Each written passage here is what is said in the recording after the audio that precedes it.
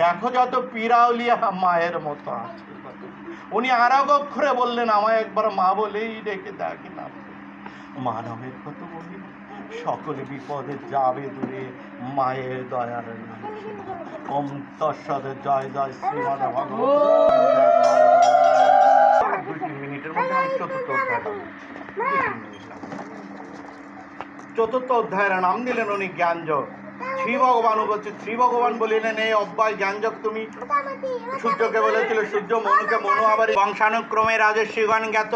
বহুদিন কাটিয়ে যাওয়ার ফলে এই সংসারে ইয়া লোভ হয়েছে, তুমি আমার সখা ভক্ত এবং বন্ধু, সে কারণে আমি তোমাকে গোপনীয় তত্ত্ব চরিত্র যোগদান।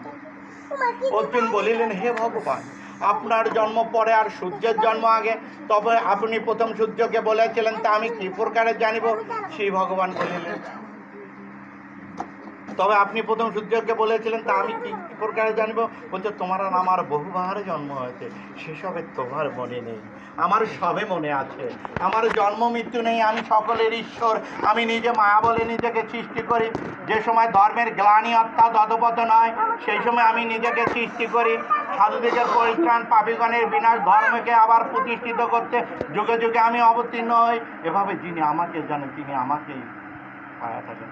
যাহারা যেভাবে আমাকে উপাসনা করে, আমি সেইভাবে কাজ করতে পারব। মানবগণ সর্বপ্রকার আমার পথ অনুসরণ করিয়া থাকেন। গুণ ও কর্মের বিভাগ অনুসারে আমি 4 বর্ণ সৃষ্টি করেছি। উনি কি বললেন?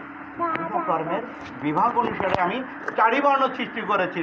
তাহলে আমার একটা ব্রাহ্মণ আজকে পূজা করাচ্ছে, আর যদি গুণ না থাকে, আমি মেনে নেব ব্রাহ্মণ হিসাবে? কথার কথা, আপনার ছেলের বিয়ে হচ্ছে, বটর বটর করে মন্ত্র উচ্চারণ করতেছে, মানে অশান্তিগুলো কেন তৈরি হয় দেখেন। ওই বটর বটর করে মন্ত্র করতেছে, মেয়ে বললো কি বললো না, ছেলে মেয়ে কান দিতে আসছি, ছেলে বললো কি বললো না। সকালবেলা আগে তো ঝগড়া বিবাদ হবে। আপনারা তো কিসের নিয়ে আসছেন? যা হোক হয়ে গেল, আপনার অশান্তি হবে না। 10টা উৎকৃষ্টতম উদাহরণ হচ্ছে, আপনারা সবাই জানেন। সেটা কি জানেন? ক্ষত্রিয় ছিলেন। আমরা যে বর্ণ বৈষম্যের কথা বলছি, অথচ উনি গীতাতে কি বলছে? এই মোবাইলটা যদি আমি কথা বলি, তাহলে আমি মোবাইল বলবো, বাট যদি কথা না হয় মোবাইল বলবো, নষ্ট মোবাইল বলবো। তাহলে গুণ কর্মের বিভাগ অনুসারে, আর গুণ কি? কথা বলা। কর্ম কি? যদি লেনদেন প্রদান হয়, তাহলে তো মোবাইল, নাহলে নষ্ট মোবাইল। ওর যদি গুণ কর্ম না থাকে, আমি তাকে ব্রাহ্মণ হিসাবে স্বীকার করে নিব না।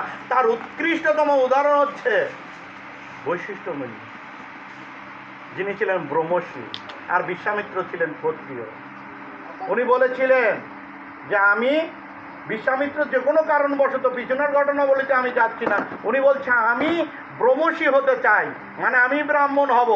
রাজ্যের সবাই ঘোষণা করেছে যে বিশ্বামিত্র ব্রাহ্মণ হবে, বাট বৈশিষ্ট্যমণি স্বীকার করে নেয়। তখন বলেছিল, তুমি একমাত্র বাধা বৈশিষ্ট্যমণি, তাই তোমাকেই মারবো আমি।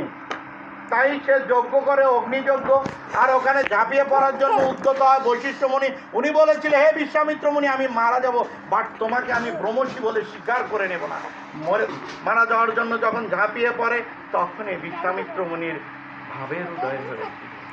বলেছিল, আমার ব্রহ্মর্ষির দরকার নেই।